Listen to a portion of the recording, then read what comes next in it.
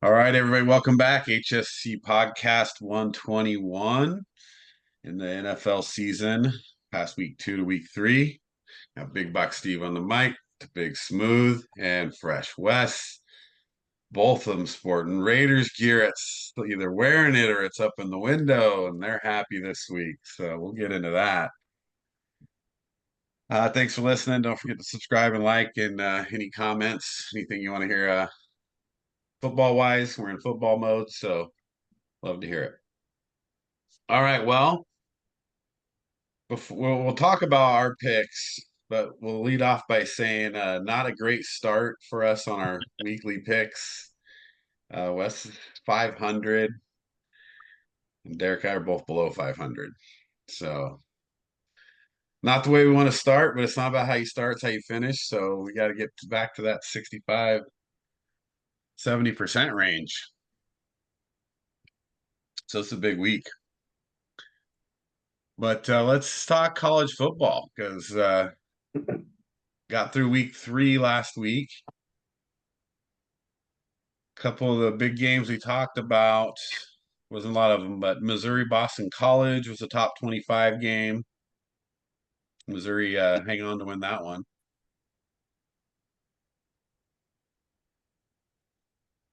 Georgia only winning by 1 against Kentucky. Yeah, that shouldn't have been a good game, right, on paper, but that's probably when you look at them. I mean, there's obviously some games that didn't go the way that people hope, but Georgia, Kentucky, that's got to be a big one.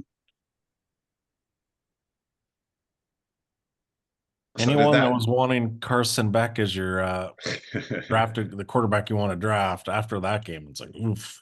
He, he's kind of hurt too, a shoulder injury. So I think that, but it's not his throwing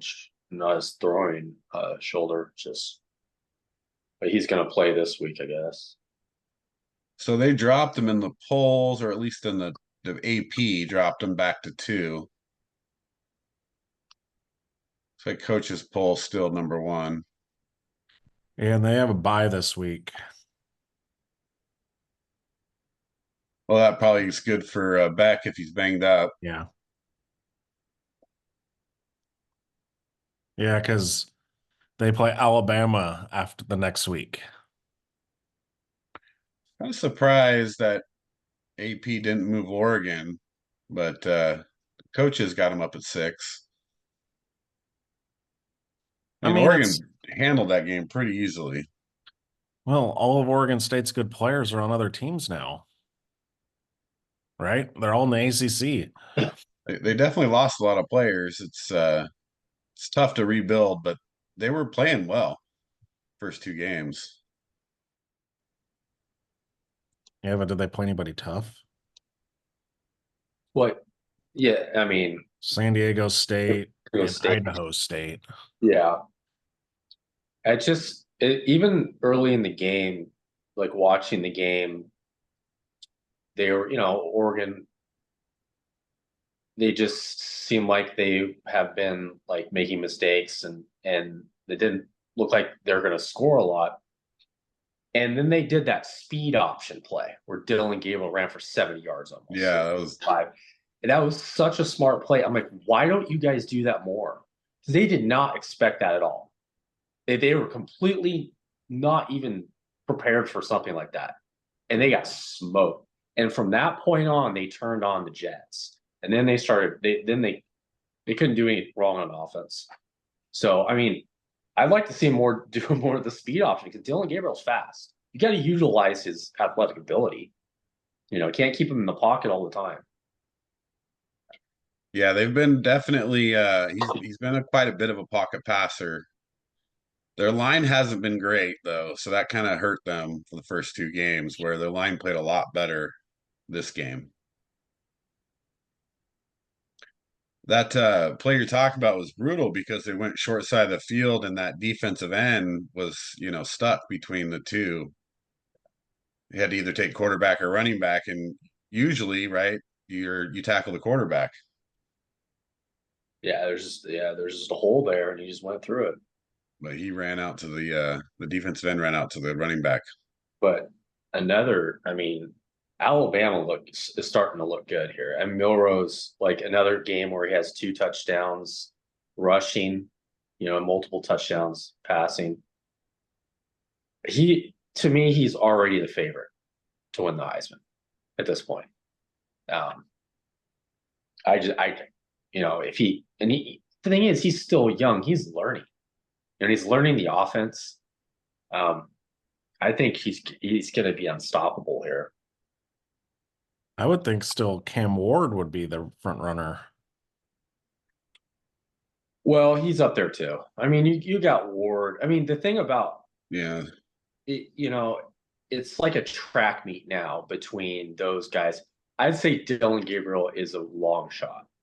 But if he starts making up ground, maybe. He was the favorite going into all this. And I was Right. surprised about it. I was like, he's the favorite? Like, all this hype about Oregon. I think it went to their heads a little bit. And they're back on track to a certain point, not making as many mistakes, giving up sacks. It killed them the first couple of games. But still, I think between those two, I think it's a track meet. Whoever has the bigger moments, better records, Miami finishes in the top 3. Whoever has the most rushing touchdowns, all that could matter between those two. Is there anybody else besides them that really stands out? Yeah, statistically, Ward, if they go off statistics right now, he's obviously way ahead. And most likely with the type of offense Miami's running, then Ward's going to finish with more yards. But if they can't win, if they don't do well in the season, that'll hurt his chances a little bit. Yeah, but they don't play anybody. Yeah, they look like they got a pretty easy I mean, schedule. Milroe has to go up against Georgia in 2 weeks, so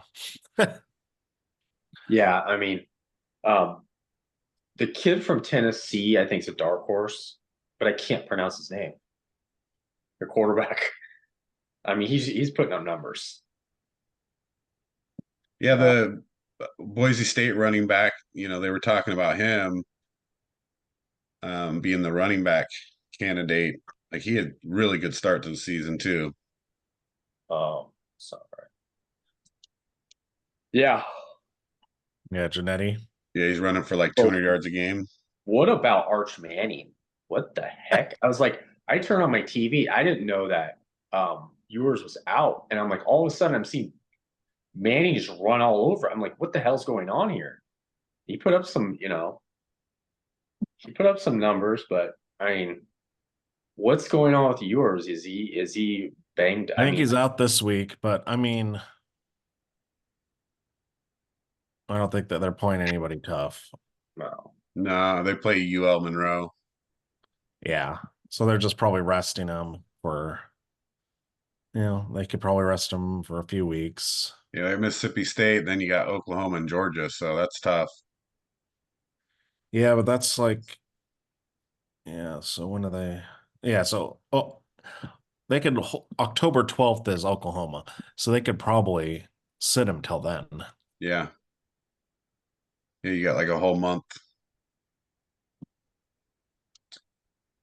Yeah. He's well, what's interesting is Dylan Gabriel statistically is not off to a horrible start. He's actually already almost 1,000 yards, 6 touchdowns, no interceptions. Yeah, I mean, But he's not really that far behind Ward if they both continue to put up the same numbers. So, he's right there. Well, yeah. Was it October 12th is the big? That's when we figure things out. You got Ohio State, Oregon, Texas, Oklahoma, both those that week. So Wow.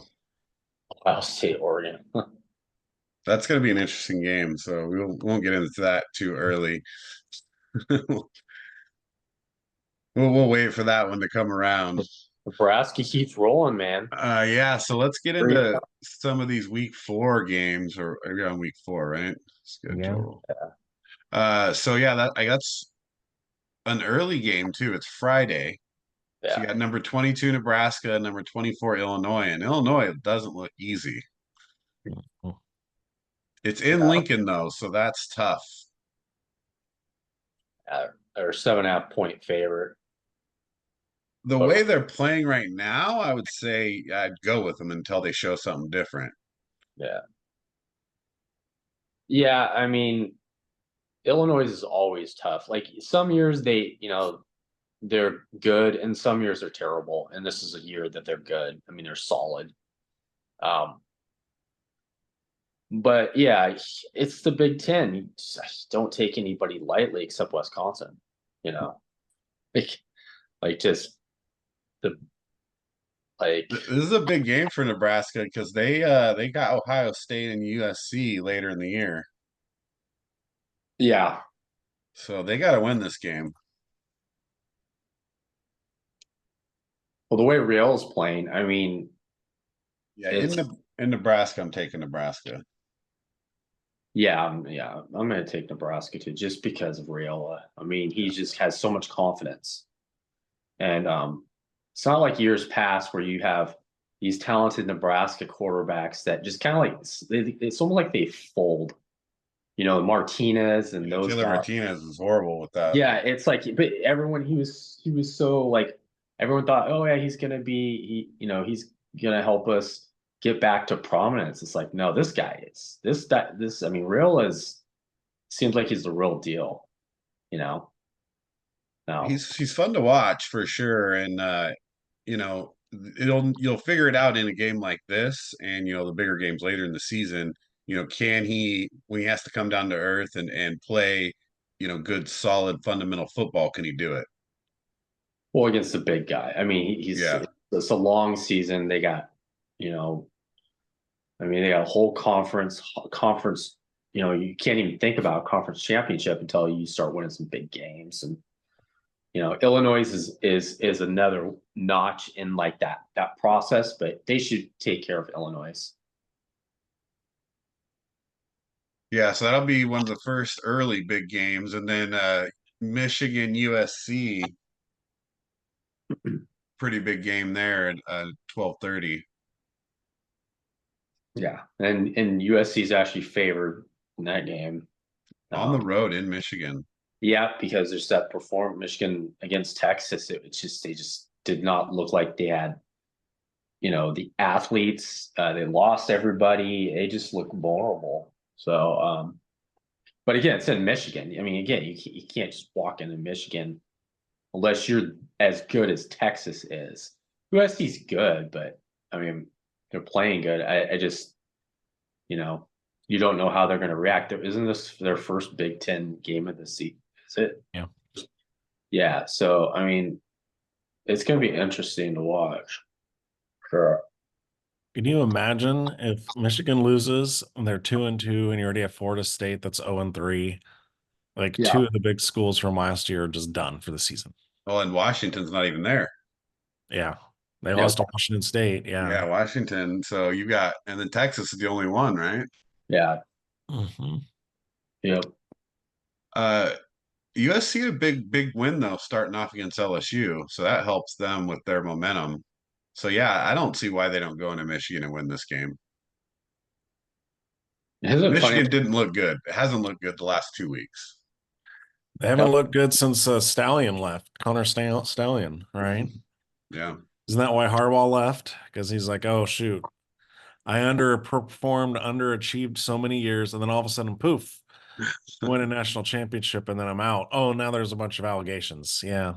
Interesting. Hey, he's taking his championship and going home. Yeah. He's like, oh, I got this. You can't take it away, and then I'm just going to leave before you can. Yeah, Michigan, we'll see. Like if they get handled this game, they probably drop out of the top 25, maybe close, because they're already 18th. Yeah. I mean, 2 home losses they'd have. Yeah. Yeah, so we'll see what happens there. Utah, Oklahoma State, I think is going to be a really interesting game. To number 12, number 14. Going into Oklahoma State, Utah's favored. Yeah, I don't. Rising's out, isn't he? He's out Is he? I heard he was hurt. He might again be in for the horror. 20,000th time. Yeah, exactly.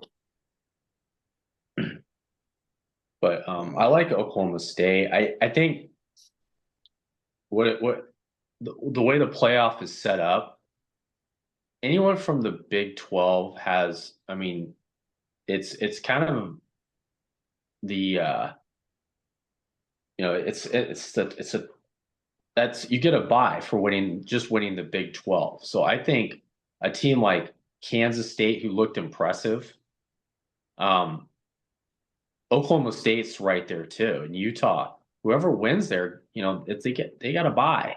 When you got teams like Notre Dame or anybody that's an at large that finishes higher has got to play in that first round. So, I think Oklahoma State. See what happens here, but I'm picking Oklahoma State. Bowman's almost got 1,000 yards, got 8 touchdowns. Yeah. I mean, he's dialed in. So this is tough though, because if Utah wins this game, they don't have a very hard schedule. And then, Cam Rising's going to play. They say he's expected to play.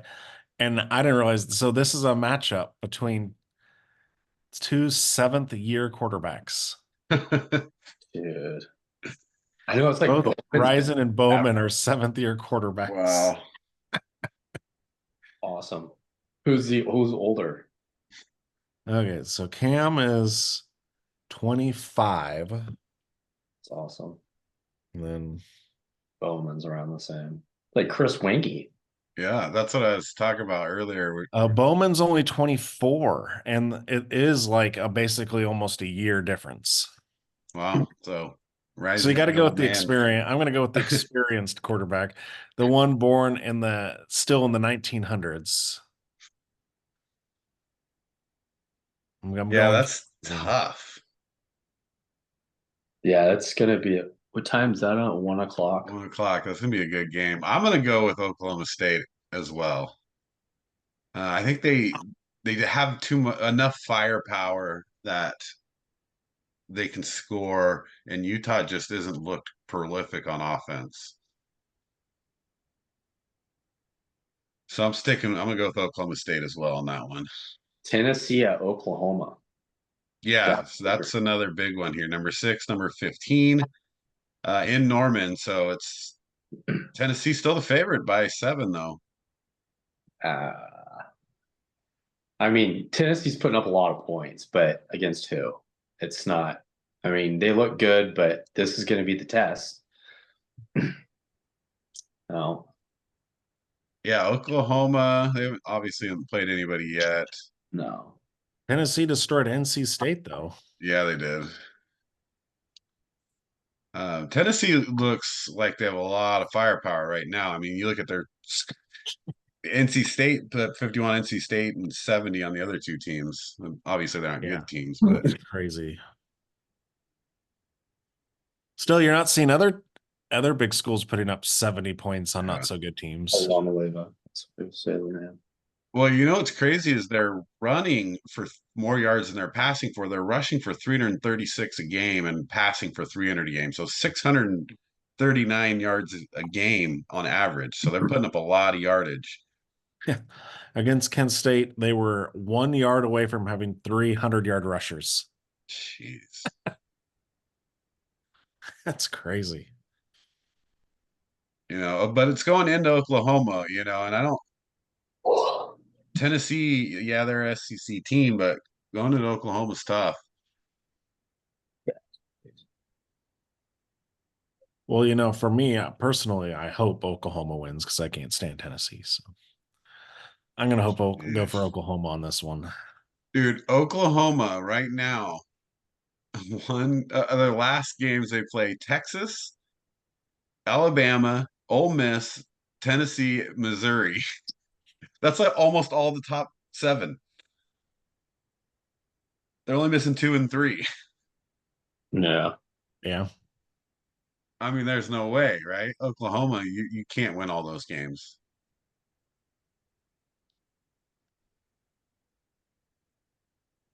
That's got to be the toughest schedule from here on out. Still Florida. That's 5 top 10 teams, and all of them are top 7. Yeah. I mean, I gotta say Tennessee in this one, so I still think Tennessee's got to win this game.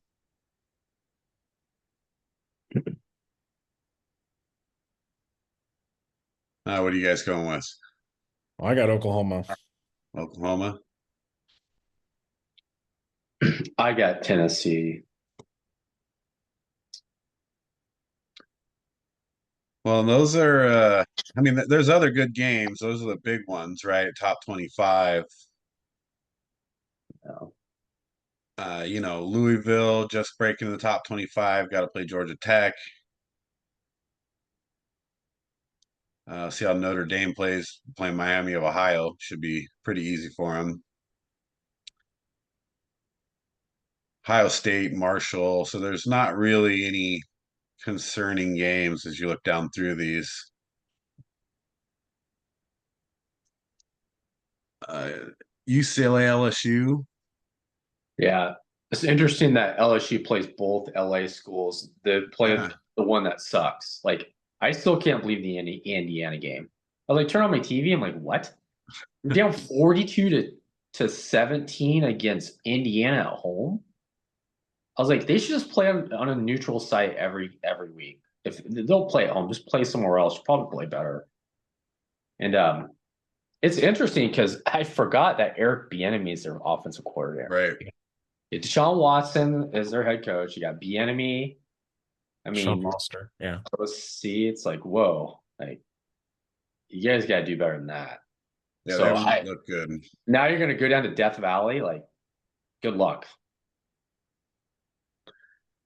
Yeah, I don't think they're going to do well there. Yeah, that's pretty much it for those games. So Oklahoma, Tennessee, and then you got Oklahoma State, Utah, and then Michigan and USC. And you can watch all those games pretty much. Yeah, There's a little bit of overlap there with Utah, Oklahoma State, actually, but I get it. I get the Big Ten network, Big 12. I mean, it's the Big Ten network. So that's kind of cool.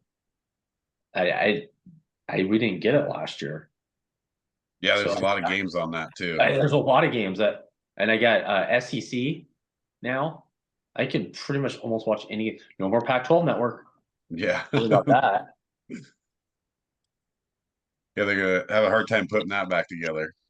Of course, they put Texas on the SEC Plus network because they don't want you to see Arch Manning without paying for it. Probably. Right. Oh, is that a plus? Oh,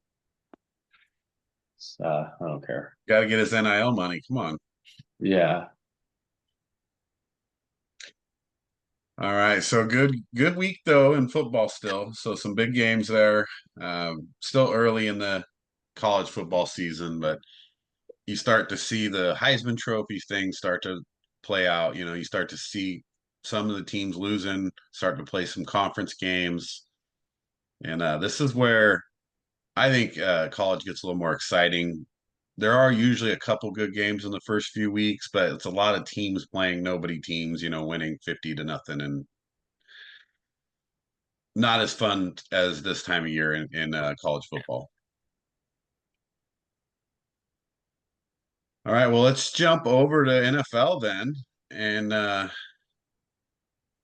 so right now, let's see, what did we finish this week? So Wes, you were 8-8, and Derek and I were both 6-10. Oof. That's tough. So that kind of, I mean, you're going to have good and bad weeks, but that kind of speaks to probably how the week went around the league. We even have an over 500 between the three of us. Yeah, this is probably my worst week ever. At least the last 4 years. Yeah, ever since I've been doing this. Yeah, it's pretty close, right? I mean, so when you look at, there were some upsets for sure. But when you look at these games, as I look back at them, most of these were pickable games. Obviously the Raiders and the Ravens, I don't think any of us had that. I mean, you can't No, expect the Raiders to go into Baltimore, right? yeah, I was a little shocked. I was I was texting a friend who is a Ravens fan, and almost like I was like, we're down by 10. I was like, oh, looks like you're gonna beat us. And it was like 20 minutes after that, and things started like shifting. I'm like, whoa. It's like we're coming back here. So Yeah, I mean, 13 in the fourth to win the game, basically. Well, finally, Luke Etsy got the memo. Novel idea. You have Devonte Adams on your team. yeah. Oh, well, how'd they make their comeback? What did they do? They threw it to Brock Bowers and Devonte Adams. Oh, that's easy. Well, there you go. Then they won. Yeah, tough game. Yeah. Yeah, that's the format that they should follow for the rest of the year if they want to actually do something. Because it makes things easy for Gardner Minshew. I mean, honestly, it's like, okay, there's Devontae Adams, he's pretty good. Okay, he's not open, there's Brock Bowers. He could just get open and run. I mean, he's a beast. Like Bowers is tough, man, and he's going to complement your receivers no matter what. Well, they showed some film show studies, and this is I'll hand it to Getsy on this one. Early in the game, Bowers was just doing drags, but then in the second half, he started doing outs. So he would look like he's going to drag, and then he'd go out. Yeah. Right. What a concept. And out. I mean, it's still teams don't run enough outs in the NFL. I don't understand why.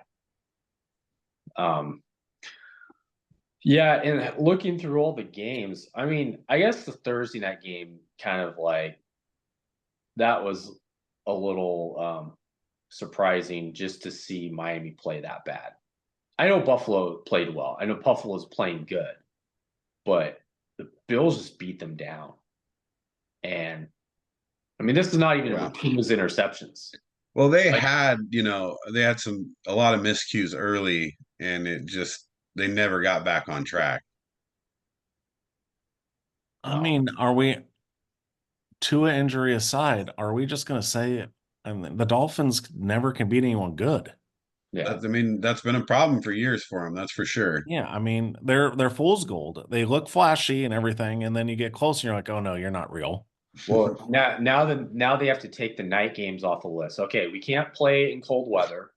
We have never really won a cold weather game that below 40 degrees ever in the playoffs.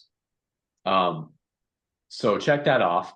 Now we don't play that well at night. Check that off. So we just have to play day games in Miami. When it's hot. You better get some home field advantage then. Yeah. And that's again, a team like that, that's the only hope is to get home field advantage, which at this point, I mean, you're not going to give it Skylar Thompson. I mean, I don't even understand where they find these guys. Where's Skylar Thompson? Is he from Washington State? Well, they let Mike White go, so they had a backup. Yeah. Didn't they sign someone? I thought they signed. Yeah, they got Huntley. They got that's Huntley. who they signed. That's right. Yeah. So if anything, Huntley will play here probably in next week or something like that.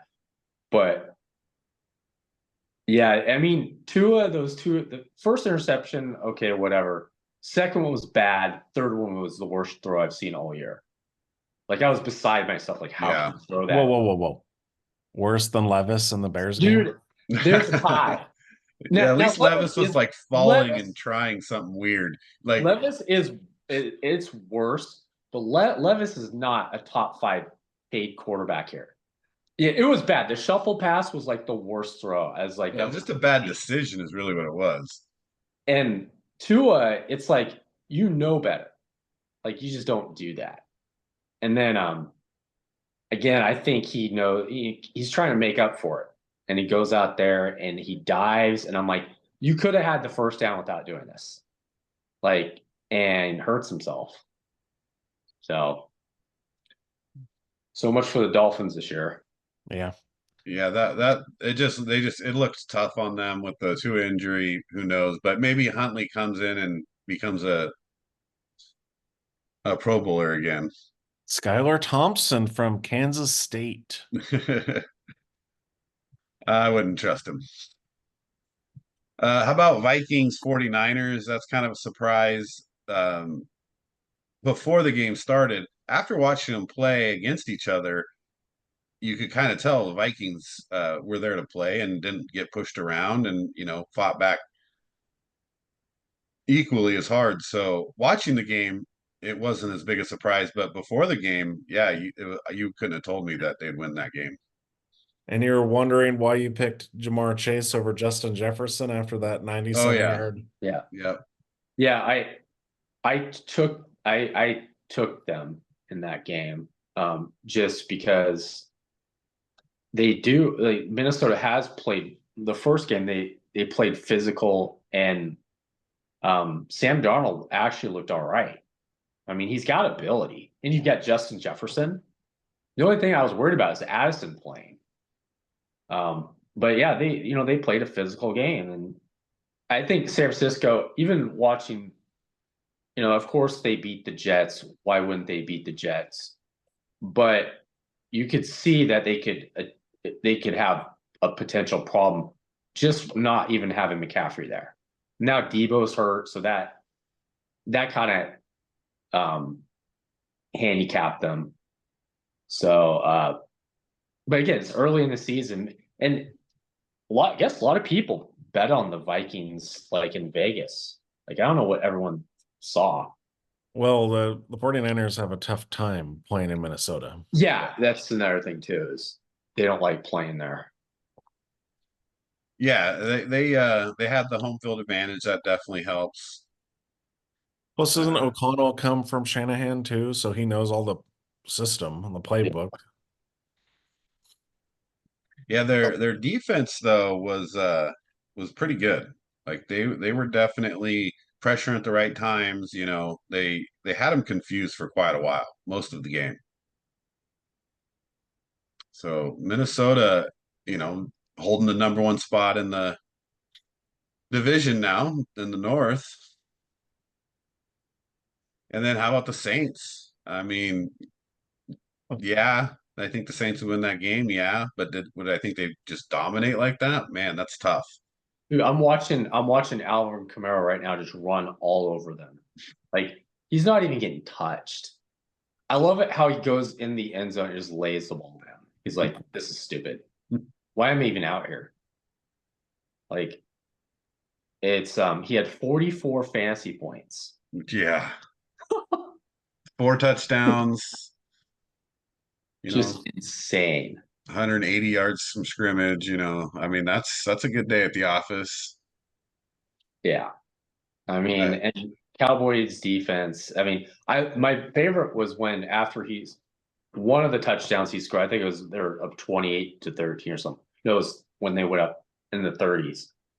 And Micah Parsons is on the sideline and he's looking up at the Jumbotron like, and I'm like, it's just it's like a painting. I wish I could just stop it right there. It's like, this is what you guys are. Watching the most beautiful big screen in the world, right? And like the most beautiful state, your own home, watching other dudes run all over you, running roughshod all over you. And you're like, wow, that was cool. Like, no, it's not cool, dude. It's you and your dumb podcast. Like, I see him on his podcast. I'm like, all right, I get it. That's what everyone does now. But man, can you imagine LT doing that? I mean, the comparisons, I hear it. Oh yeah, he's like LT. Yeah. No, he's not. No. Nobody's like LT. No, Parsons never had a coach like Bill Parcells who would literally piss him off like every day at practice. Like basically tell him, hey, you're not that good, LT. And just insulting him. You can't do that stuff anymore. And Mike is, honestly, they play soft. And everyone knows you expose them with the running game. And that's what. Yeah. Look who they're playing this week. So they're playing old King Henry. Like, good question for the Cowboys. Is it sustainable for them to hope to, get to the playoffs and make a playoff run if they can't run the ball like consistently. Like they just don't look like they have much of a running game, set for the future. Whether they have a good game here or there, their running backs aren't great. Their line they've lost a little bit, So can they really sustain and make a run into the playoffs without any running game? Hell no. Where's CD Lamb? I love it how these guys get paid. It's like, dude, where's he at, dude? Like, Dak throws 2 interceptions again, and you see him on the sidelines. It's like someone killed his dog. Like, it's a better, what Tom Brady used to do? He'd sit there at the table, make an interception, and he'd look at a tablet. And he's like, all right, whatever. He'd break the tablet, and then you get a new one to look at. Yeah, that's happened. Yeah.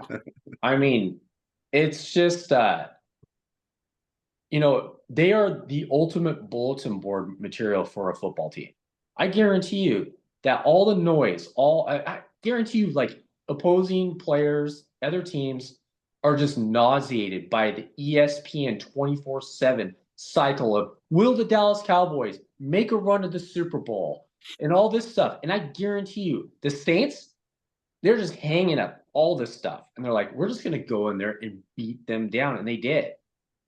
And other teams, if I'm the Ravens, I'm like, man, hopefully we can do about as good as they did because we have Derrick Henry. They're just the number one target besides the Kansas City Chiefs. They're the NFC's Kansas City Chiefs. Yeah, right? No, they're definitely. Everybody wants to go in their house target. And beat them. And it's not good for Dak because he doesn't like pressure. No. At all. I'm sure if he got traded to the Jaguars, there won't be any pressure and he'll do good there. But he doesn't like the star at all. He can't handle it. Yeah, statistically he does okay, and then he has usually decent regular seasons. They just can't win in the playoffs. And then, I think without a decent running support game and putting more pressure on him come later in the season, you might not see him statistically doing that well either. So this might be a prelude to the Cowboys season. Well, we talked about it already at the beginning of the season, before the season. It's like, okay, they spent no money on free agency. They brought in Ezekiel Elliott, who's way past his prime now. Like, he was past his prime when he was with the Cowboys. They let him go, and then he way past his prime now. And so you've got Rico Dowdle, and he had more carries than Ezekiel Elliott. So right. Yeah. They gotta do things a little bit different. I mean, you do got Deuce Vaughn on your team. Get him the ball. He's not your primary back, but he could be a third down back. He can catch the ball and he can fly. Why not interject him? Try something different. Have some imagination.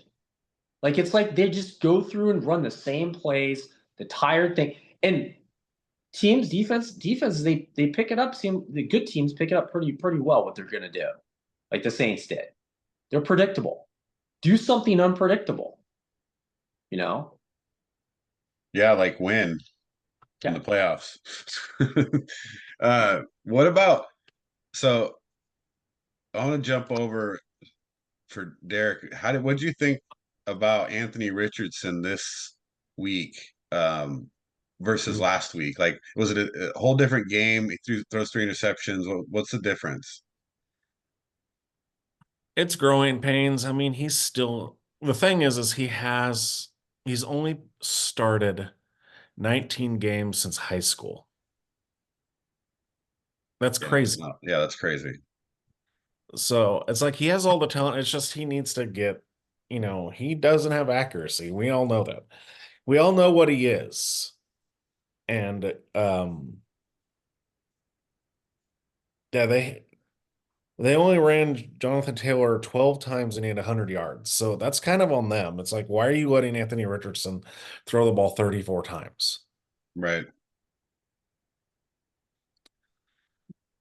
Yeah, it's a tough game for him. Not a high completion percentage, not a lot of yards. No, and that's the thing. It's like you gotta stop putting a square peg in a round hole. Right? And that's what they're doing. Anthony Richardson is not a drop back passer that's going to throw the ball tons and tons of time. He's a read option guy and then play action and throw deep. That's what he is. Right. You don't want him throwing like in the 10 middle of the field in the 10 to 15 yard range. Or Wes's favorite. You don't want him throwing outs because he'll be throwing it out of bounds. Be thrown to the bleachers. Yeah, he likes to throw it high. Yeah. When he's throwing the sideline. So it's like they gotta. I'm tired of these guys, like these offensive geniuses. If you're an offensive genius, cater your offense to the players you have. Right. Well, I'll tell you who's not offensive genius is the Bears coaches. That I felt bad for Caleb Williams in that game because of their play calling. Yeah, the offensive line sucks or didn't play well, but at the same time, as the play caller, you're helping in getting him killed. And I don't even just run the ball. Just run the ball. And then throw some screens, some quick bubbles. Get the ball. Sounds like you want Luke Getsy back.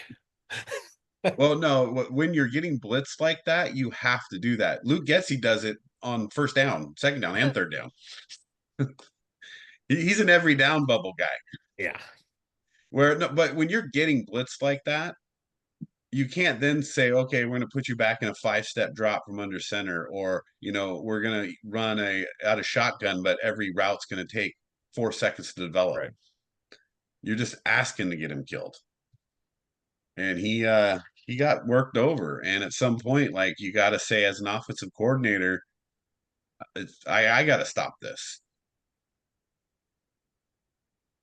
And then they still were in the game. So, I mean, I didn't count this as a win for them anyway, but the fact they were in the game after playing that horribly, it says a lot for how their defense is playing right now.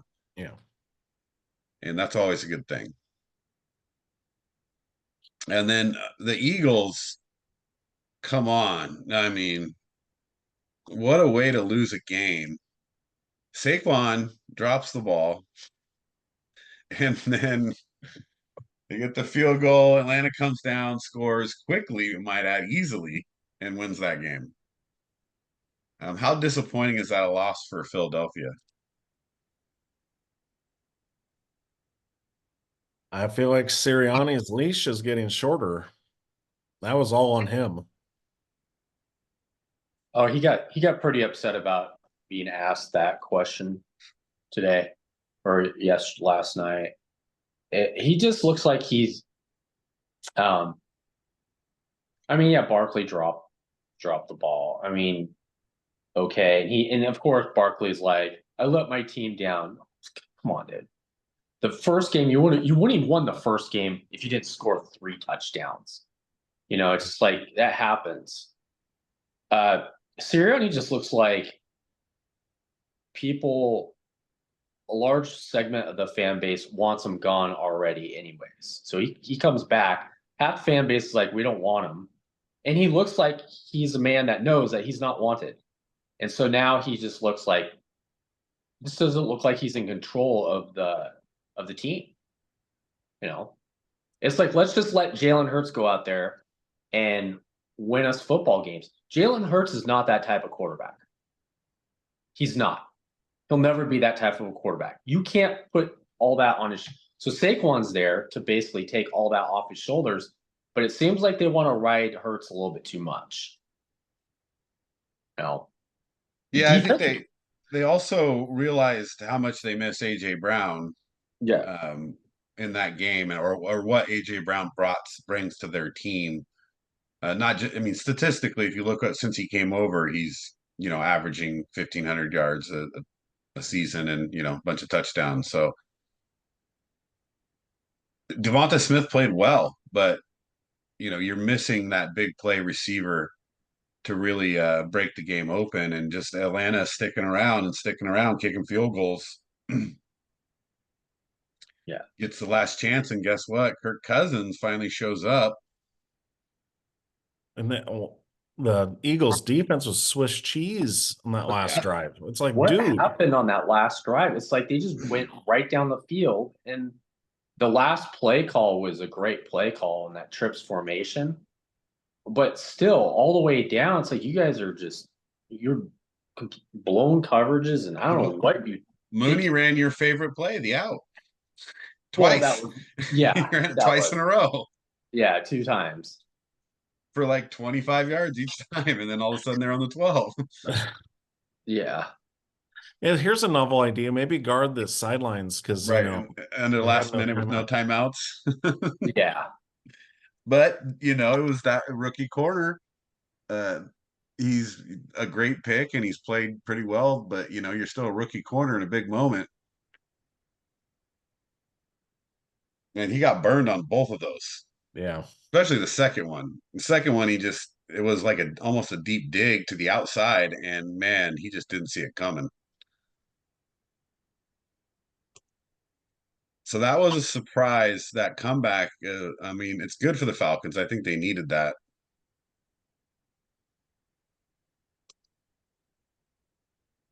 And then, a couple other games that weren't that exciting, but I mean, Chiefs and Bengals, like, come on, man.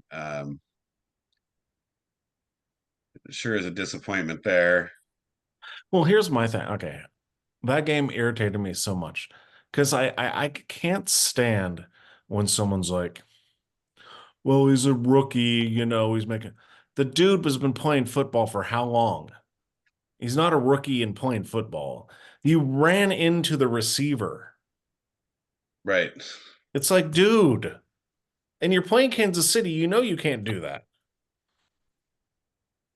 Yeah, I mean, you make mistakes, and then that's football, right? I mean, that's especially when the teams are close, the game is close. It's always going to come down to the team that makes less mistakes, whether it be on the field or by coaching. And But that's yeah, what the that's Bengals, they're the horrible only, loss. they say the only team that can beat.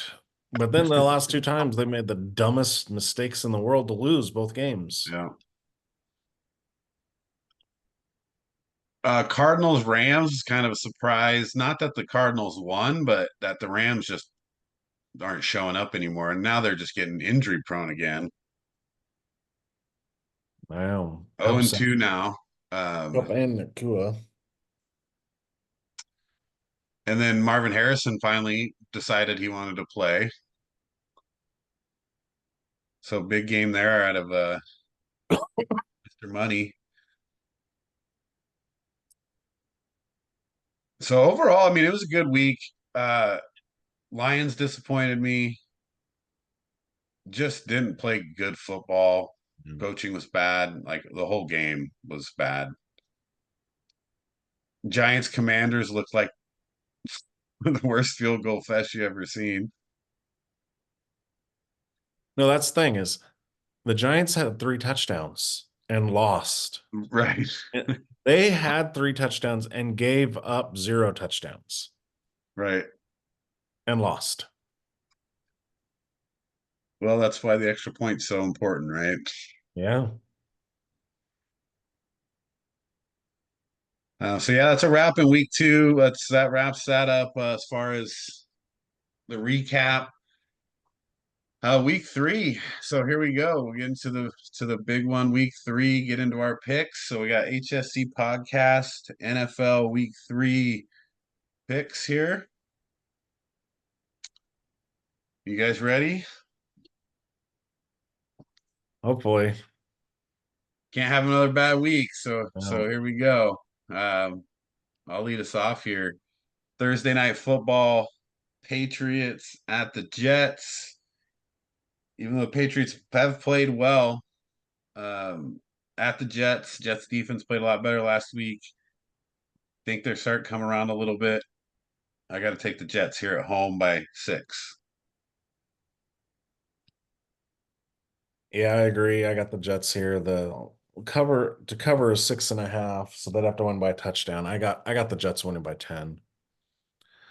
I think the Patriots have overachieved, and I don't think Jacoby Brissett's going to do well against that Jets defense. Yeah, Wes. Yeah, I got the Jets to win and to cover a 6.5. Yeah, I'd say they win by 8 points. Yeah, if I was betting on this game, I'd take the Jets to cover.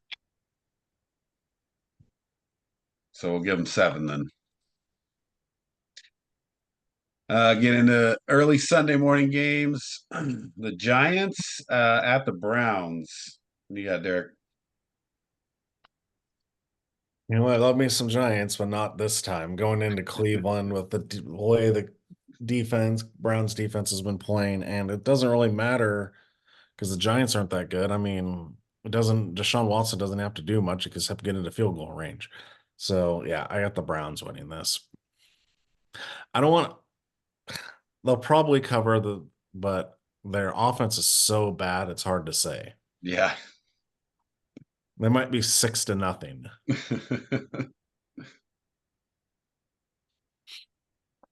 You gotta shut down neighbors though. What you got, Wes? I got the Browns to, but not to cover. The Browns' offense is anemic. Um, I just, I mean, and I think Daniel Jones makes mistakes, but I think neighbors they'll keep the game close. I got Browns by 4. Yeah, at home, you would think the Browns would win this game. The Giants have not looked great, struggled against Commanders, the score. I'm gonna go with the Browns as well. I think they will cover though. 3 field goals, not 2. Going 9-0, not 6-0, Derek.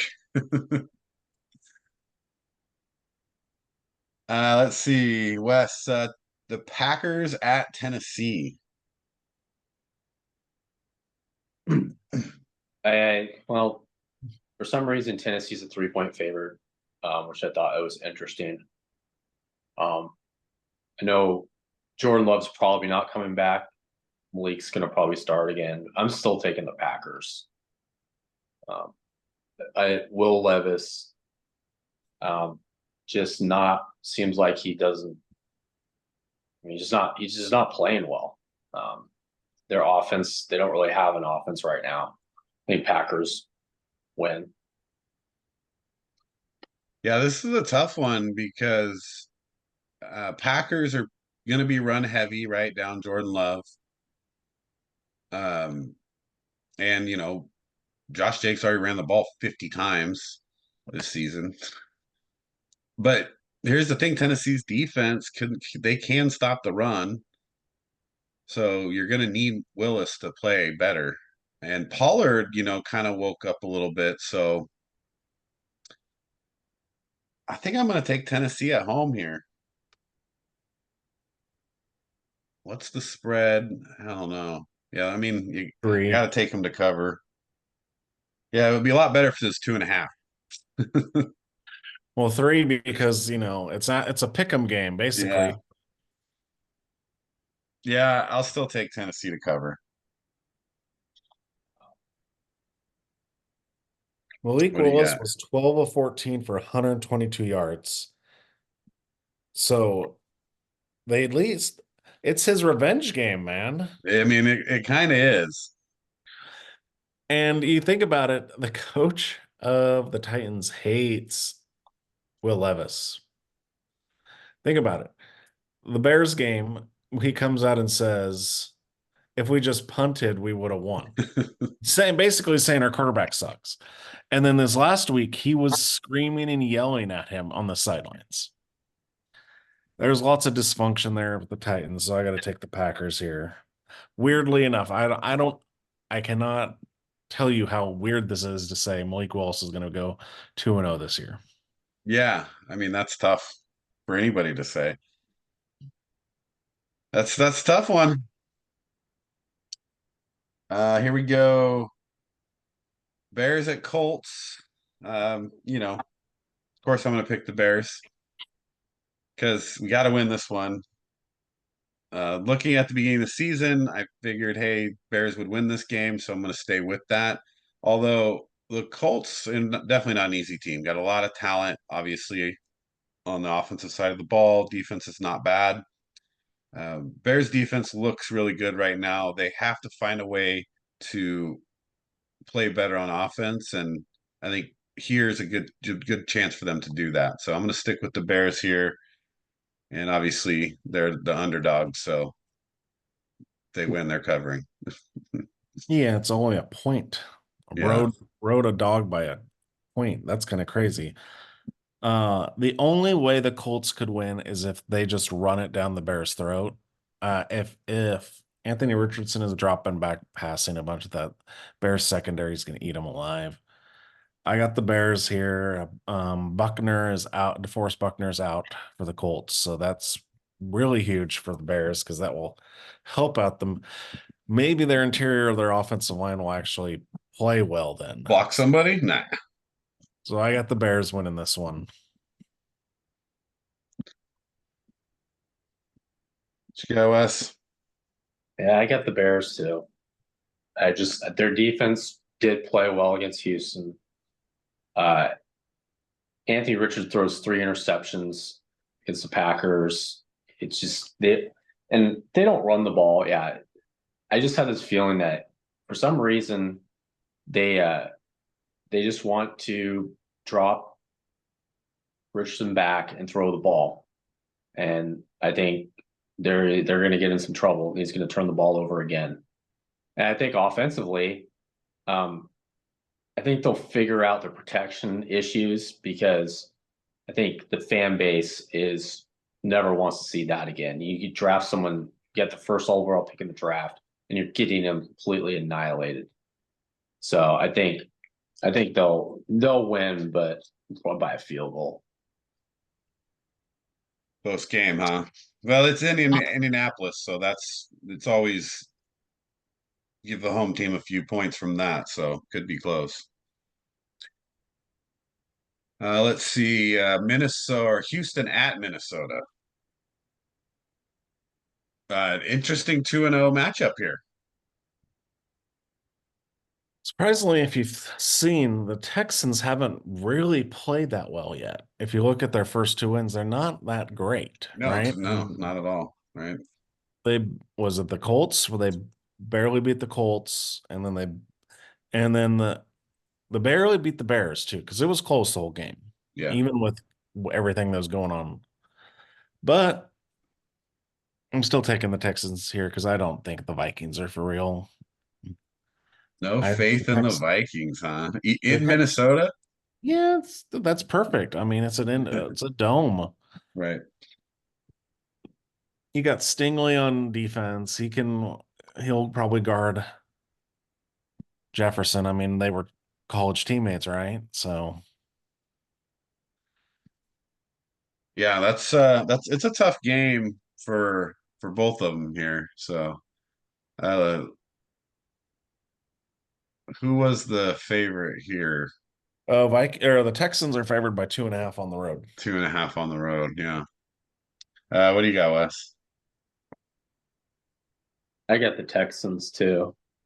Just think that defensively, I think the Texans will do enough to slow down Jefferson on the back end. I mean, they're coming healthy. I think they get to Darnold, um, a couple times, cause them to make some mistakes. And offensively, I think they're gonna play better. Mixon's looks like he's banged up. That could be a potential problem.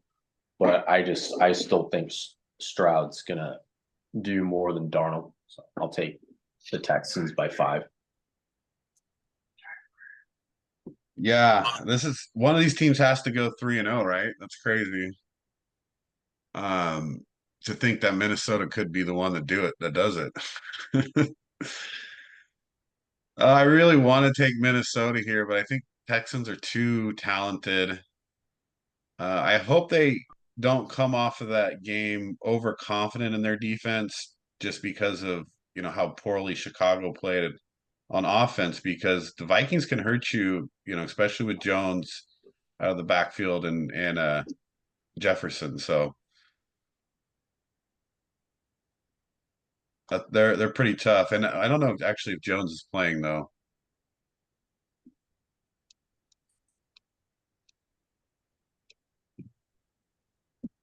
Who? Aaron Jones. I think he better be playing. I think I have to put him in because I got injuries on. Yeah.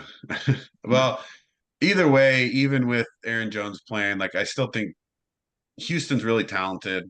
And as long as they don't come in too overconfident from their last game, they should be able to go in and win this game and cover as well, because I got them by 5. So all of us going with Houston there. All right, let's see. Wes Eagles going into New Orleans. It's a big game. Yeah.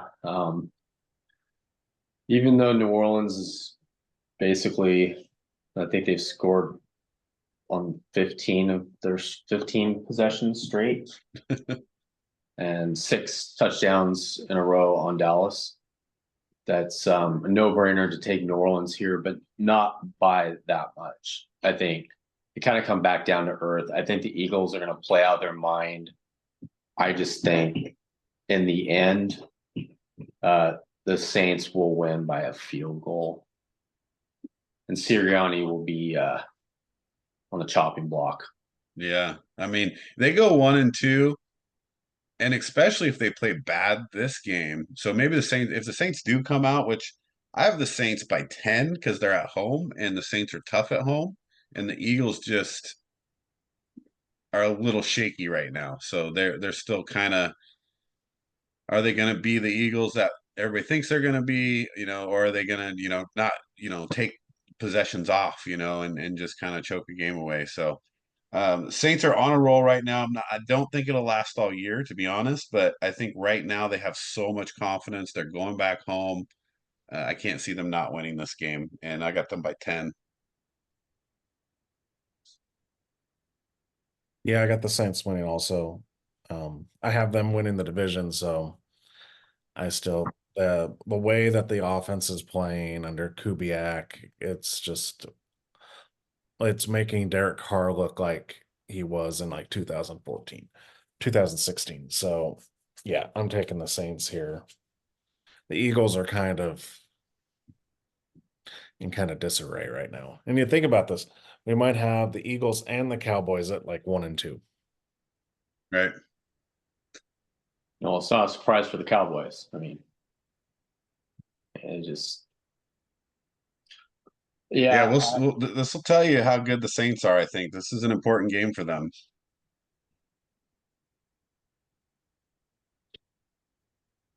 Let's see, Chargers at Steelers. So this is me. Again, who would have thought? Here we are, Chargers 2-0, Steelers 2-0, and one of these teams is about to go 3-0. Definitely, I didn't think the Chargers would be there, and the Steelers. You expect them to be 50, 500 this year, but if they start 3-0, that's tough. And just looking at the Chargers, I'm not 100% sold. I mean, they're definitely running the ball. J.K. Dobbins is playing better than he's probably ever played. But the Steelers' defense is just so tough, and they're at home. It's going to be just an ugly, ugly battle of running the ball. And Steelers are going to come out on top of it by a field goal. I hope you're right, but I think you're wrong. So I'm taking the Chargers here. The whole, like you got Orlovsky out there saying, Justin Fields deserves to be the starting quarterback the rest of the season. I'm like, why? What has he done? Yeah. It's Just like won 2 games. he That's gets it. him into field goal range. That's what he does. Sooner or later, that's not going to be enough. And I think this is the game where it's not enough. So I got the Chargers winning. Yep, Chargers been looking good, but they haven't played much either. So Yeah. I got the Chargers too. not just because of the, how well they're running the ball. Both teams are going to run the ball in different fashions because I think Justin Fields is going to run for his life at some point. But I think Herbert will kind of come out a little bit in this game and make some big throws. If they can neutralize Watt, that's always the X factor. But I think they do. I think the Chargers win by 6. Yeah, my thing for Herbert's always been he doesn't play well in games where he's pressured, forced to make quick decisions. He overthrows the ball a lot. And Pittsburgh is the team to put that pressure on him. Well, we'll see how, because everyone's saying how great Joe Alt is. This will Yeah, you're gonna find out, right? That's going to be the matchup, and that was the factor in his Alt's there. We'll see how he does against Watt, or what they're going to do. Yeah, Alt looks good though. He's played well. You can't take that away from him. All right, so there's a little bit of a swing game there. Chance for me to gain some ground. Like it. All right, let's see. Broncos at Bucks. Derek. Can this Broncos team be worse than last year's? Yes, they can. Yes, they can. I don't know if they're going to win a game this year. Who knows? Bo Nix is already getting a little testy. Like they're asking him about an interception. He's like, I shouldn't have thrown it. I should have not thrown it to the other team. Yeah. He's, Sean Payton's getting exposed. He's not this genius everyone thinks he is. People need to learn offenses change, defenses change. Something that was great 10 years ago is not going to work now. So yeah, I got the Bucks starting off 3-0, right? Or are they? Yeah, there you know. Yeah. And they earned that 3-0 too.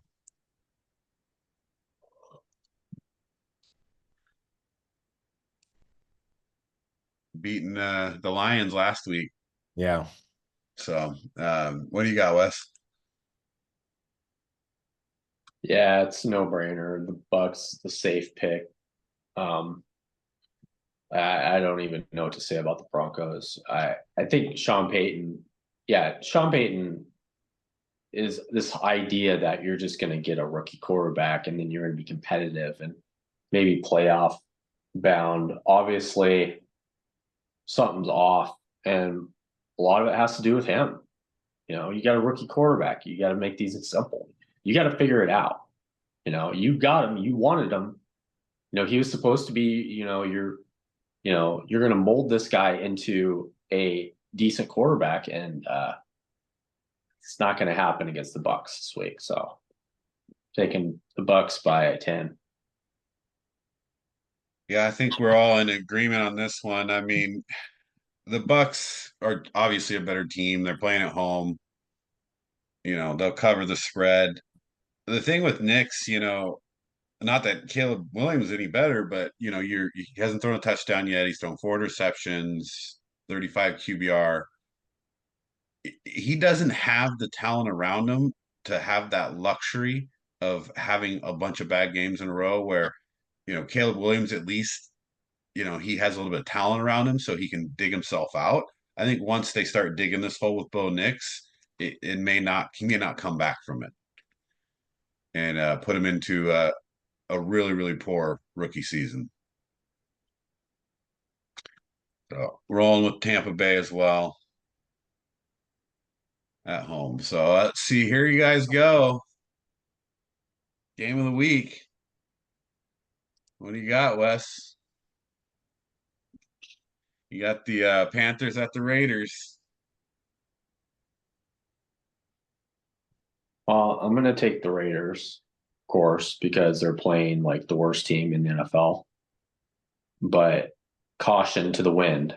Bryce Young is not starting. Andy Dalton's going to start. You know how I feel about Andy Dalton, the Red Rocket overall. For one game, he'll get you a win. I hope it's not this game. So yes, I'm taking the Raiders. I'm going to take them by 4. They're not going to even cover. It's that Andy Dalton, he's not as Andy good as he Dalton once magic. was, Andy but he Dalton was magic. good once. Watch out. The Red Rocket's coming to get you guys. Um, I mean, I would love to say I think that Carolina has a chance, but they just don't. They're not good. Uh, Andy Dalton coming in 3 or 4 years ago might have been a little dangerous, but he's not even what he used to be. So I don't see how Carolina even comes close in this game. I got the Raiders by 14.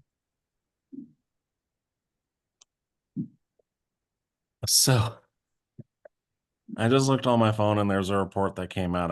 I can't believe I didn't see this earlier. That the Panthers are working out Cam Newton. Nice. Dude,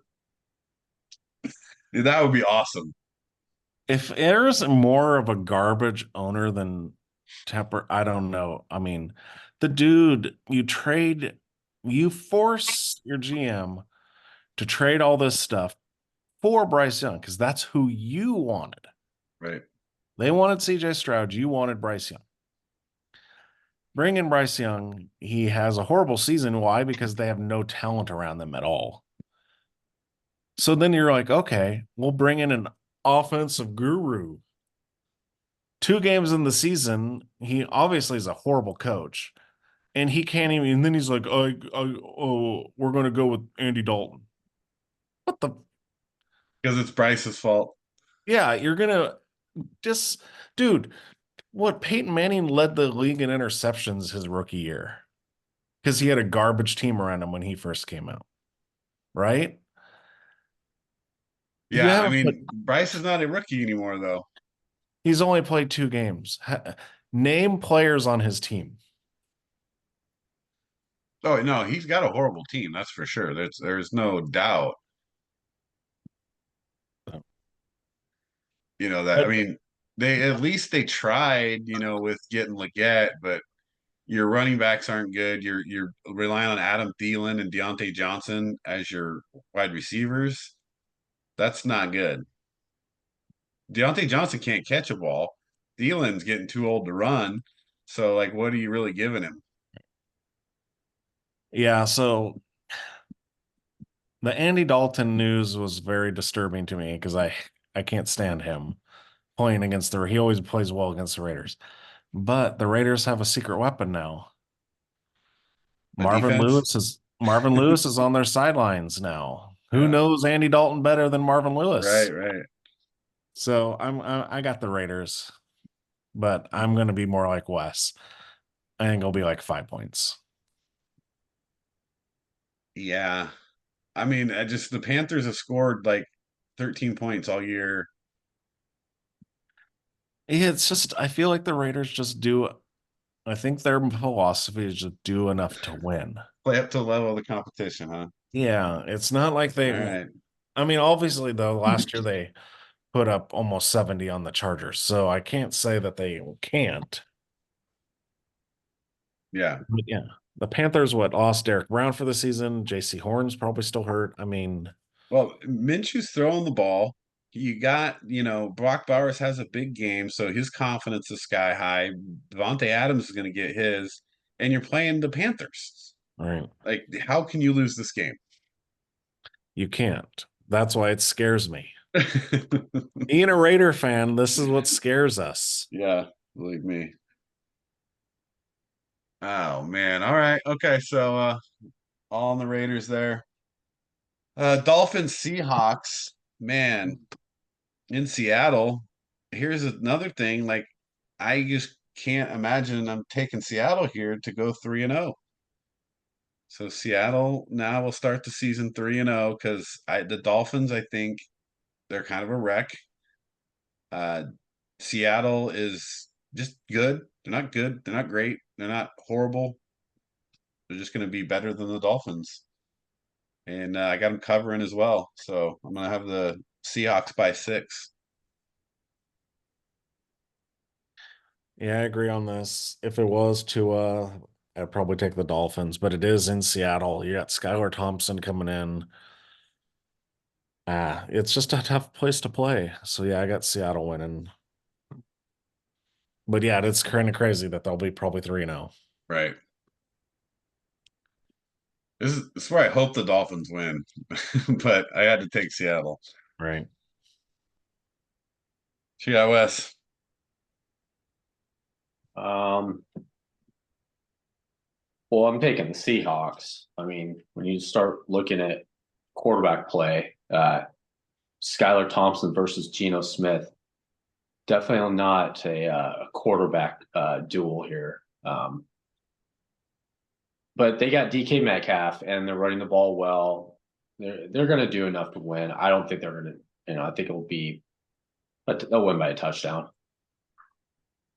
Playing at home. Yeah, that's kind of what we're figuring there. All right, let's see. 49ers at the Rams. Derek, what do you got? Well, you got to take the Niners here. The Rams have nobody on their team anymore. It's like, who's Stafford going to throw the ball to?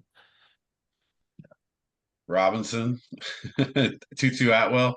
Right. Robinson's been on like how many teams in the last 6 or 7 years? I am just, yeah. I feel bad for the Rams, but yeah, I got to take them. The Niners are going to be mad too after losing to the Vikings. So I got the Niners winning by 10. Yeah. The Rams just got such a tough schedule to start, too. Like, it's brutal. You already went to Detroit. You already went to Arizona. Now you got 49ers, and you go to Chicago. You play the Packers and the Raiders. Like, that's a tough start.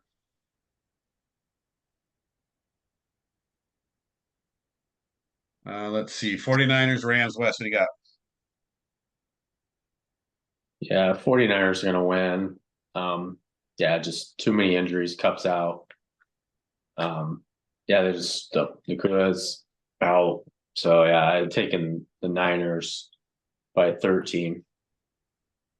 Oh, wow. Well, I mean, I'm kind of in the same boat. I got them by 10, so I think they're covering. Too many injuries on the Rams. Their defense hasn't been particularly great, so if they're not scoring a lot of points, I don't know how they'll keep up with San Francisco. Because even with a few injuries, the way Jordan Mason's playing, you're not losing a lot. He's over 100 yards a game. Pretty dominant running back. He's really hard to tackle, and if they've got a few other good receivers to go with. Even injuries to Debo, so defense is still there. So they're a bounce back game here. Come back, win by double digits. Let's see. Lions at Cardinals. Wes, what do you got? This was a tough game. Seems like Arizona's coming in pretty healthy. They're on a roll. Do I see the Lions going 1-2? Yeah, because of Marvin Harrison Jr. Wow. I think they're on a roll. I think Connor's gonna have a big game. I think there's gonna be points scored. I think St. Brown's injury might, trip him up a little bit. But I'd say you get in the 30s in this game. I'm taking Arizona 35-31. Yeah, this is going to be a great game to watch. Like, if you want to watch a fun game, I think Lions, they're mad. Dan Campbell's mad. He's going to have them fired up for this game. And then the Cardinals, coming off that last game and looking like, hey, we could go 2-1 here and be a really good team. They're going to be fired up too. So this is a back and forth game. You'll flip a coin at the end, but I give Detroit the win on the last second field goal.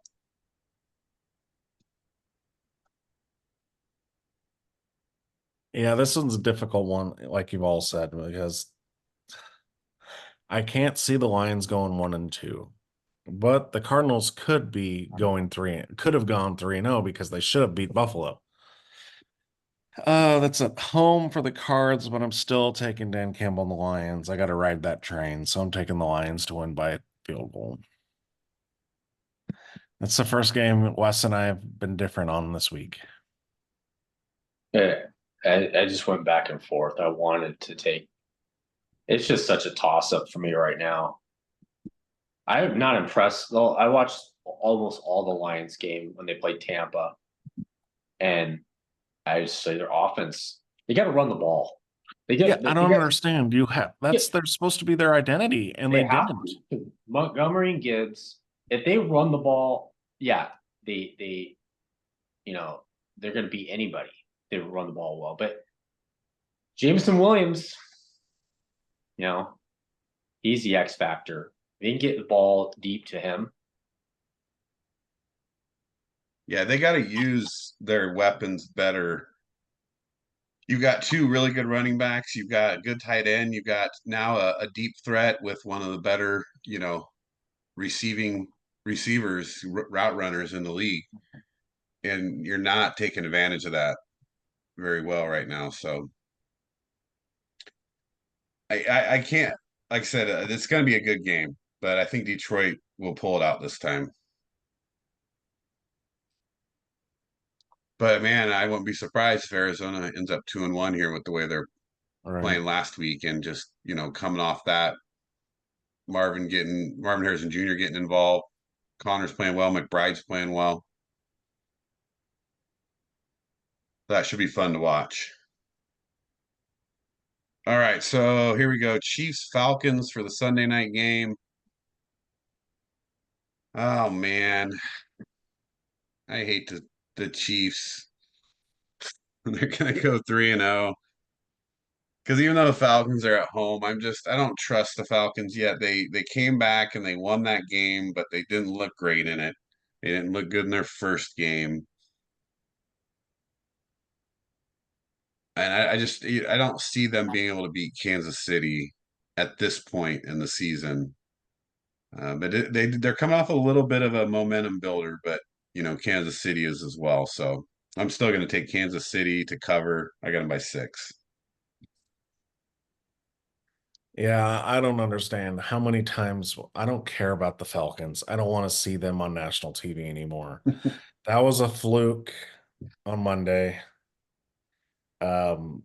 Chiefs are only favored by 3.5. Yeah, they're gonna win by 10.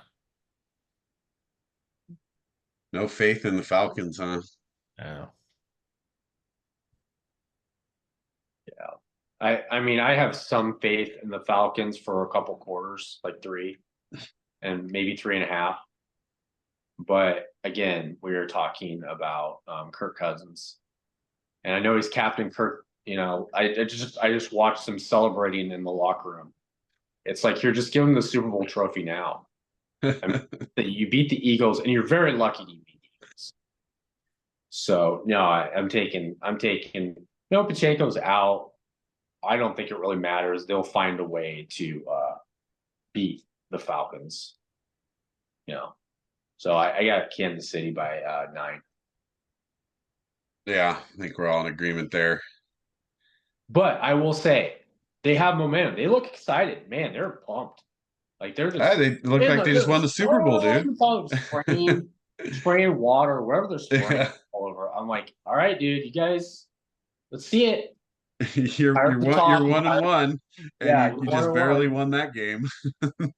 But yeah, it's hard for them. I think for them to beat Kansas City, just because I don't think they're putting it together yet as a team.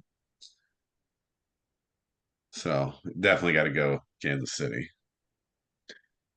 All right, the double Monday Night Football. I hate this. At least if you're gonna do it, like don't play them at the same time. Right.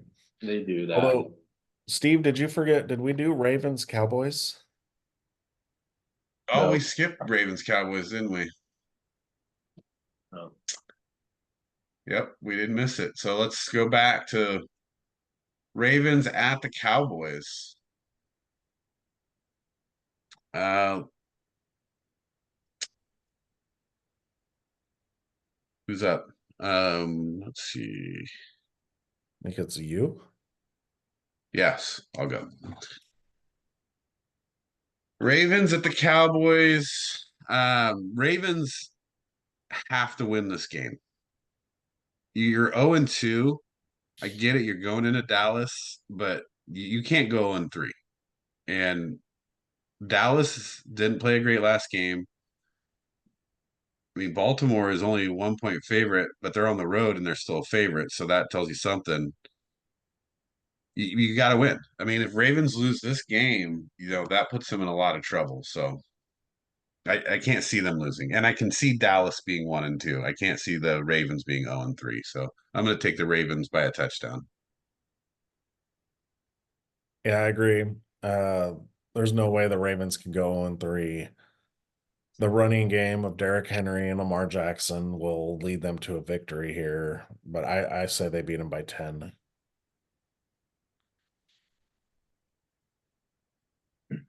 Yeah, I'm taking the Ravens to just because the ability for them to run. And I think Lamar will have a better game. Defensively, I think they'll make some plays. But I don't think Dallas. I think Dallas scores more points, and I think they play better. I just don't think it's enough. I got the Ravens by 3. Yeah, Dallas, like I said, they have to run the ball to win this game. If they don't have a better performance running the ball and they're going to rely completely on Dak and the receivers, I don't see how you can beat Baltimore playing that way.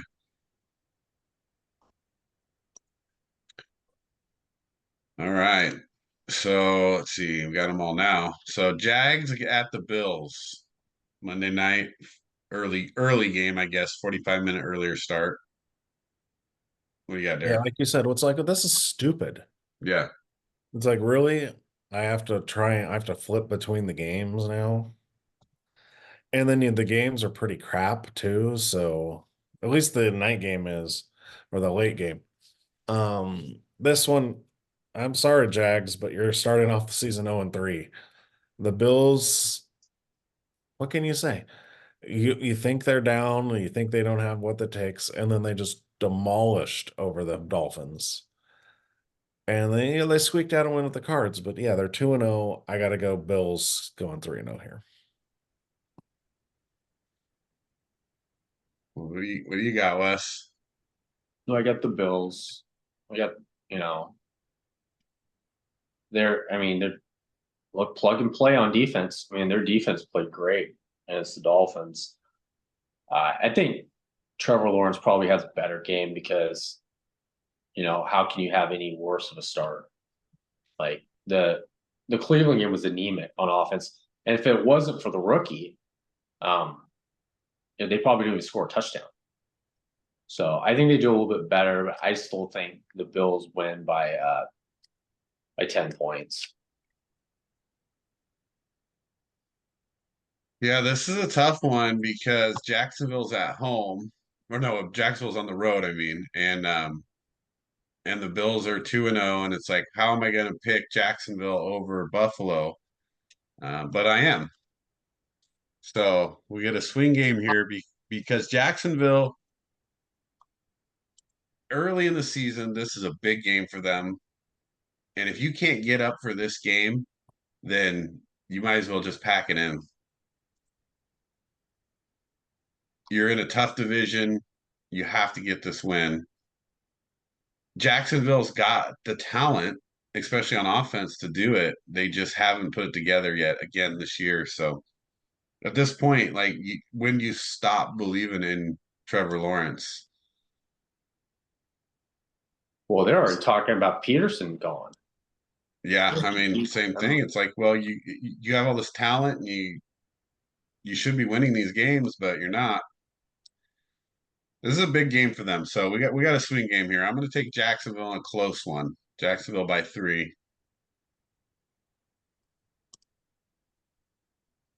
I wish they were at home though, but I'll take what I can take. All right, last game, night game, 5:15 start. Commanders at the Bengals. We got Wes. Bengals. This is another must win. They have to win. And I think they get it done. I mean, they played well against the Chiefs. That's the Commanders are the Commanders. You know, they might as well just go back to being the football team that they were when they were the football team. But Jalen Daniels, I think, is going to run for his life, make some plays, but it won't be enough. I got the I got the Bengals by 7. Yeah.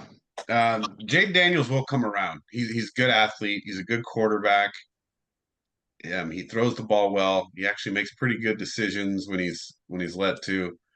But they're not very good. They got handled their first game, and then you have this back field goal game where you pull it out against the Giants of all people, and then you're going to expect to go into Cincinnati and beat a really angry Cincinnati team that should have won their game against the Chiefs. So I'm going to stick with Cincinnati here as well. I think they win by at least a touchdown. I'll take them by 9 just to cover. Joe Burrow needs to change his hairstyle if this team wants to turn the season around. Dude, he looks like Val Kilmer in Top Gun, dude. He looks like Iceman. Iceman. He's got those blonde spikes. I'm like, dude, come on. You're not Iceman. But yeah, I got to take the Bengals here. They should have beat the Chiefs last week. They didn't have T. Higgins. I don't know. Is T going to be back finally, or does anyone know? Let's see here.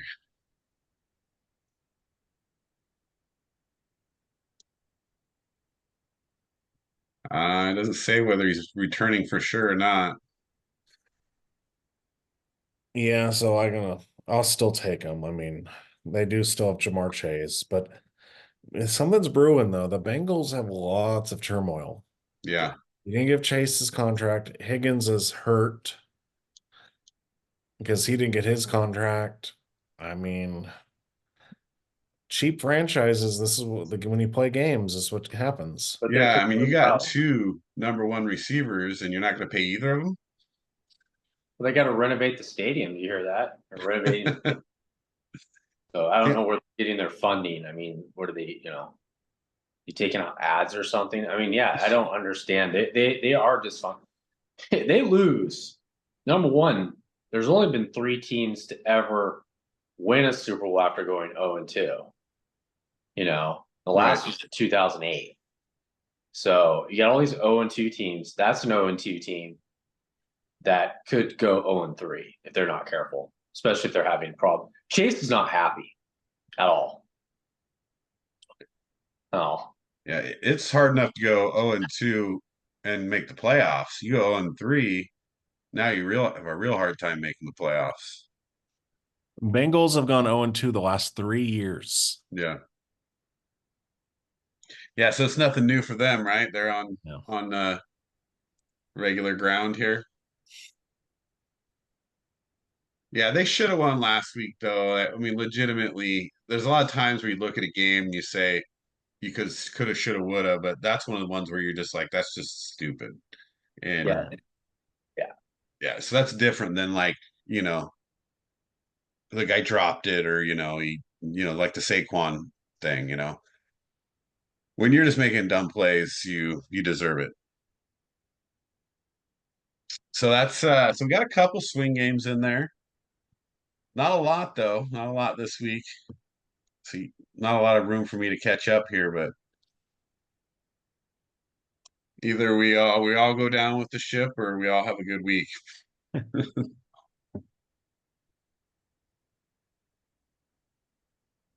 So looking at the week right here, must-see games, I think in the afternoon, you got to be watching that Lions-Cardinals game. I think that would be a fun game to watch. Ravens-Cowboys might be a good afternoon game as well.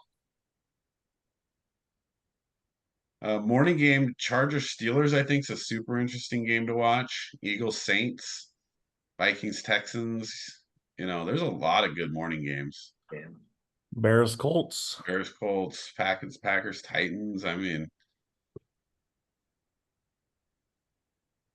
You look at this week overall, though, I would say this is, the best week so far of just matchups and how these games will play out.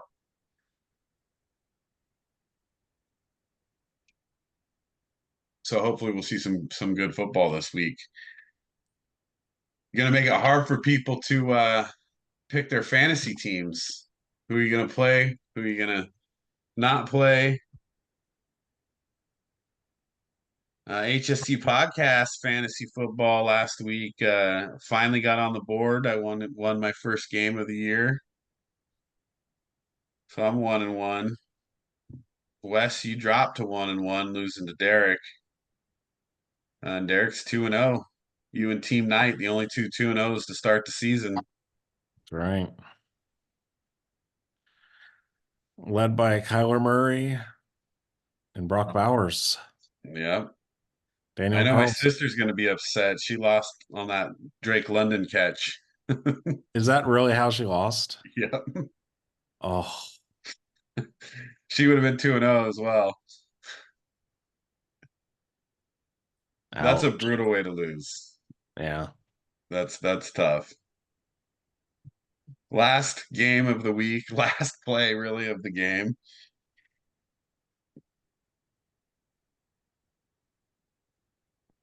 Some big injuries last week too. I kind of fought through that in my other leagues. When you're looking right now, there are some guys that are out that are going to be hurting people.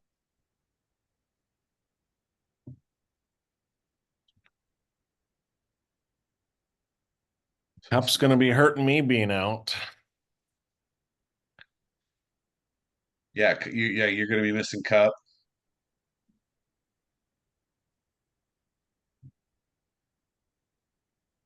Let's see. Well, CMC, obviously, that's a big one. Right.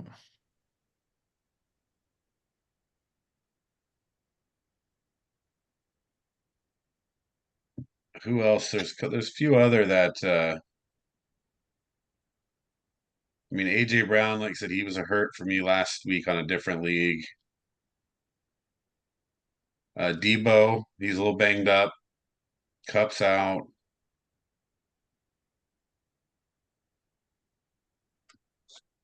So not too bad. If T. Higgins plays, that might be someone to get back in the starting lineup. If you look at who's out there and who's available.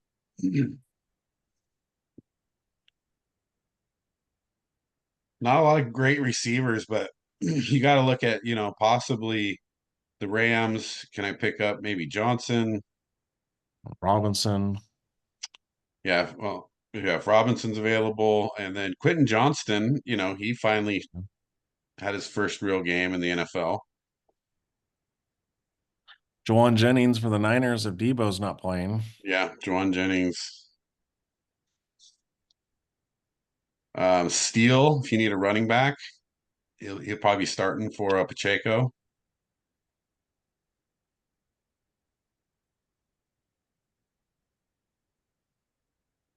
Running backs are thin, though.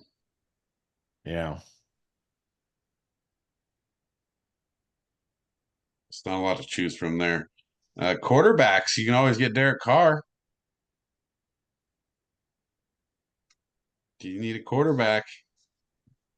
You had Jordan Love.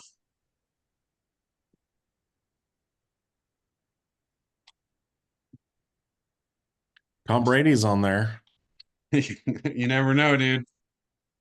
You never know.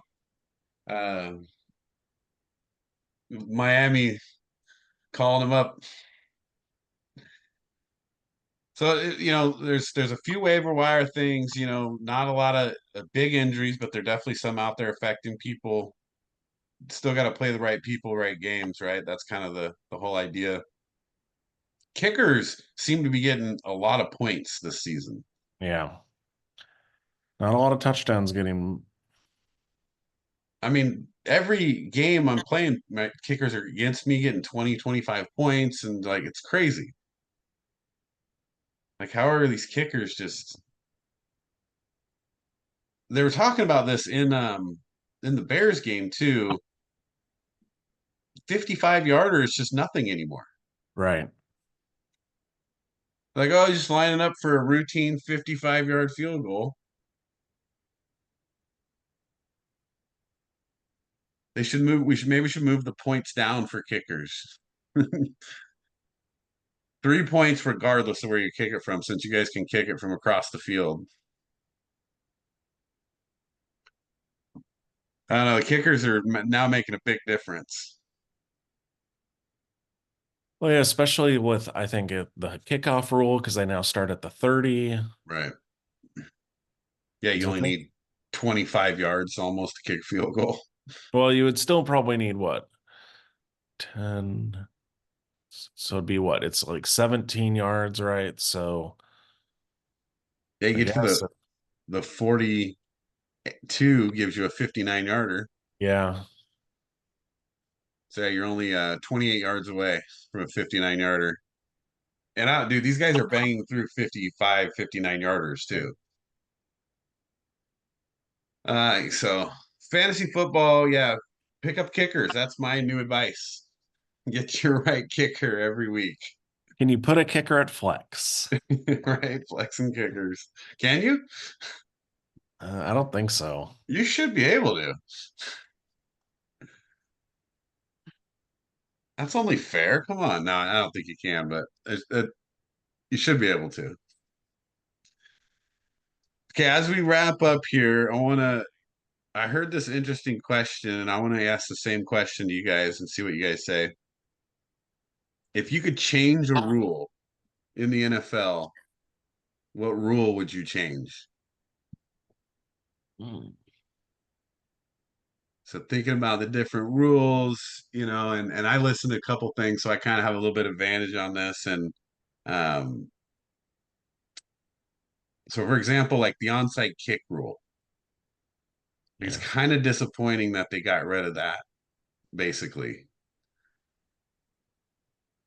So what happens when you're losing? At the end of the game, you have no chance like you used to. Even if it was a slim chance, like you could still get that onside Right. kick. So I thought that was an interesting one, but Hmm. Oh. It's a hard question to ask at the end here, Steve. well, you guys got some time to think it through. Um,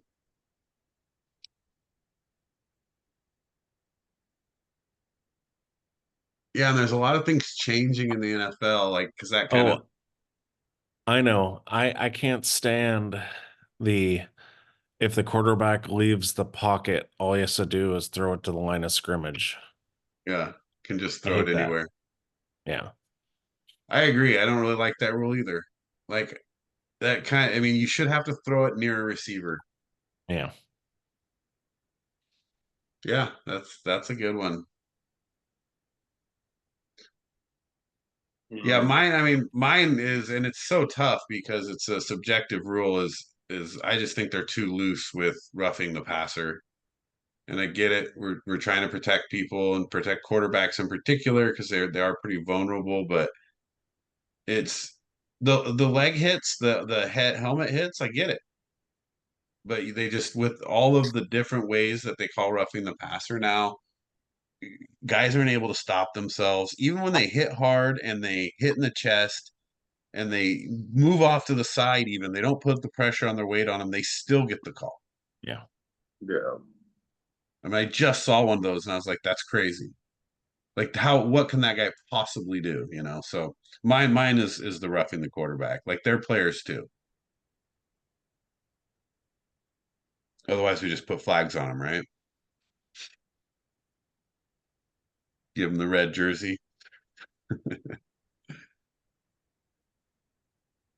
Yeah. What I about you, just Wes? You got I one? I just can't stand the whole kickoff thing. It's Yeah, annoying. I it mean, is. it's like I get what you're trying to do on one end. On the other end, I thought you wanted more returns.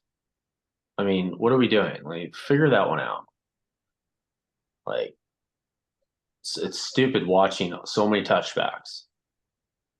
And what's the zone? Like, then they just the zones, and I'm like, dude, just put it back.